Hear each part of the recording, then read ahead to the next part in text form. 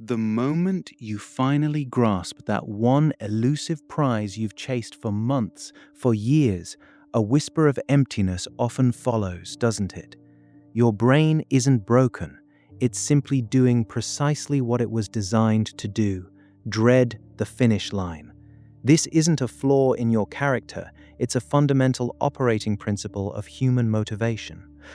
Today, we're dissecting the arrival fallacy, a core mechanism driving persistent dissatisfaction and the profound truth about your brain's chemical reward system that keeps you on an endless, invisible treadmill.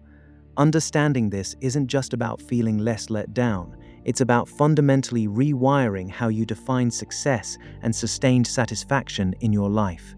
Your pursuit of any goal, from landing that dream job to perfecting a new skill, is fueled by an ancient, powerful neurochemical called dopamine. But here's the critical distinction. Dopamine, often mislabeled as the pleasure chemical, isn't about the joy of consumption. It is, almost exclusively, the chemical of anticipation and motivation. It's the brain's internal prediction engine, surging to drive you toward a potential reward, not to celebrate its attainment. Imagine a prospector deep in the mountains.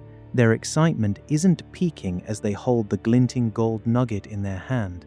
It's peaking when they first see the telltale streak in the rock, when their tools strike something unexpectedly heavy.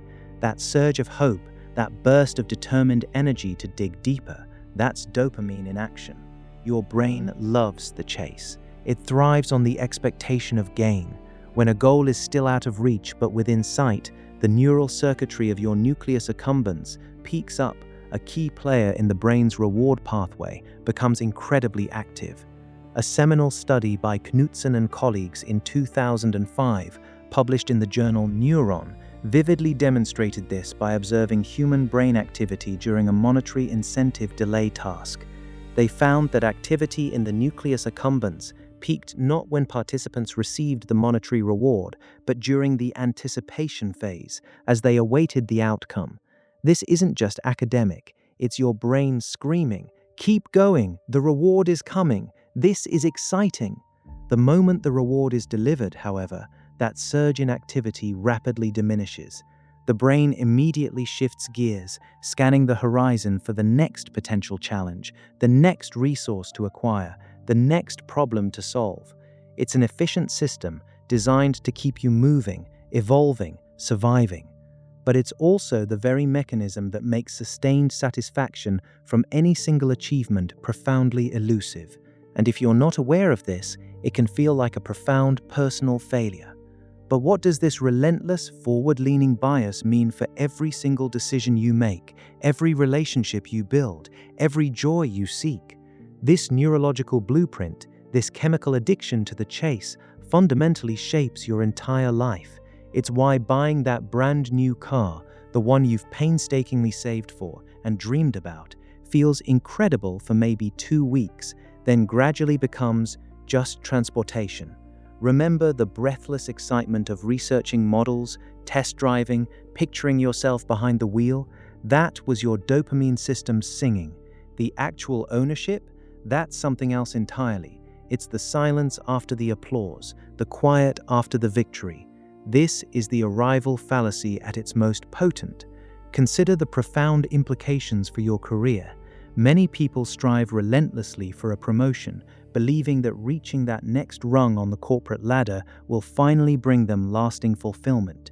They pour their energy, their evenings, their weekends into the pursuit. The day the news comes, the title is updated, the salary increase confirmed, there's an initial burst of euphoria. It feels incredible, you did it, you've arrived. But then, almost inevitably, within weeks or months, a new horizon appears. The thrill wanes. The challenges of the new role surface. Your brain, ever vigilant, begins searching for the next promotion, the next project, the next achievement. This relentless pursuit, followed by the inevitable decline in satisfaction, is exactly what behavioral scientists refer to as the hedonic treadmill.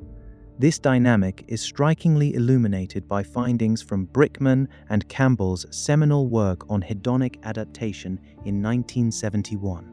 Their research highlighted how individuals tend to return to a relatively stable level of happiness despite major positive or negative life changes. A lottery winner, after an initial period of elation, often finds their happiness levels returning to baseline, and so do you. This isn't limited to material possessions or career advancements. Think about relationships, the intoxicating early stages of a new romance, the butterflies, the constant texting, the anticipation of seeing them again. That's a dopamine explosion. It's the chase, the unknown, the potential. But as the relationship matures, as commitment deepens, the intensity of that initial dopaminergic surge naturally subsides. The challenge shifts from pursuit to partnership, from novelty to comfort. If you interpret this natural shift as a sign that the love is fading or that something is wrong, you might find yourself inadvertently seeking a new chase, mistaking the natural evolution of connection for a problem. It redefines everything, doesn't it? Your brain isn't interested in your lasting contentment with any single outcome. It's built for continuous seeking, continuous striving, continuous survival. So, how do you navigate this biochemical reality without becoming a prisoner of perpetual dissatisfaction? How do you step off this hedonic treadmill, or at least learn to appreciate the scenery as you run? There are 3 research-based techniques you can begin employing immediately. First, embrace what I call goal reconfiguration, the process as product. Instead of solely focusing on the outcome, deliberately shift your cognitive and emotional investment into the process itself. Break down your larger goals into smaller, daily, enjoyable actions. For example, if your grand goal is to write a book, don't just anticipate the finished manuscript. Find joy in the ritual of your morning writing session, the satisfaction of crafting a perfect sentence, the small victory of reaching your daily word count. Research by Csikszentmihalyi on flow states highlights that deep engagement and enjoyment often come from being fully immersed in challenging tasks that are just at the edge of our capabilities, not necessarily from the completion of them.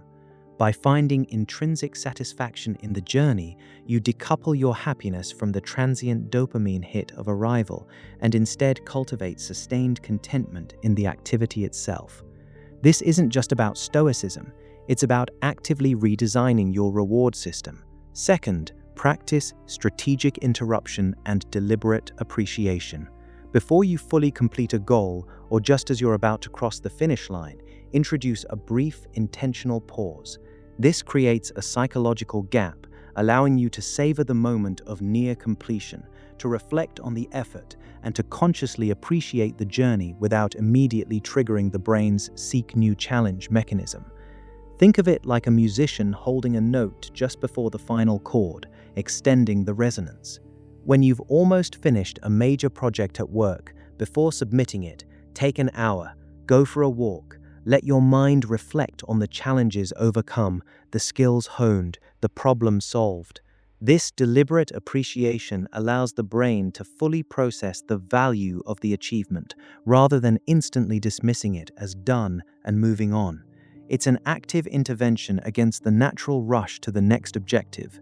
Third, harness the power of what I call the perpetual micro-challenge ladder.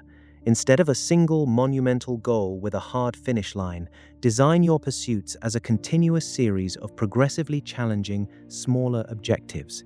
Your brain craves the chase, so give it an endless, stimulating chase, but one where each step delivers its own mini reward and immediately presents the next, slightly harder step. If you're learning a new language, don't just aim for fluency. Instead, create a ladder. Master 10 new verbs, then hold a 5-minute conversation, then read a short story, then debate a topic for 15 minutes. Each completed micro-challenge provides a dopamine surge, but the immediately apparent next step prevents the emptiness of arrival. You're never truly done, but you're constantly achieving, constantly learning, constantly progressing. This keeps the dopamine system engaged in a healthy, sustainable loop, always anticipating the next small victory, preventing the feeling of falling off a cliff after a major achievement. Understanding the arrival fallacy changes everything. You now see that the nagging sense of, "is that all there is?" after a hard-won victory isn't a character flaw or a sign of ingratitude. It's simply your magnificent, evolutionary brain doing precisely what it was built for, driving you forward, pushing you to adapt, compelling you to seek. You are not broken. Your desires aren't shallow. You are human, wired for an eternal chase. This fundamental truth transforms how you view not only your own struggles with satisfaction, but also the relentless pursuits of everyone around you. When you see someone constantly striving, never quite content, you no longer judge them as greedy or unfulfilled. Instead, you recognize the echo of their own dopaminic drive, a biological imperative that makes us all seekers. You are now equipped to navigate this intrinsic human condition, to design a life not of perpetual yearning for an elusive finish line, but of profound appreciation for the ongoing, dynamic journey. The insights we've uncovered today about the arrival fallacy and the truth of the dopamine system are just the beginning. There are even deeper layers to human motivation, even more fundamental operating principles that, once revealed, will completely reshape your understanding of why you do what you do. The next revelation awaits.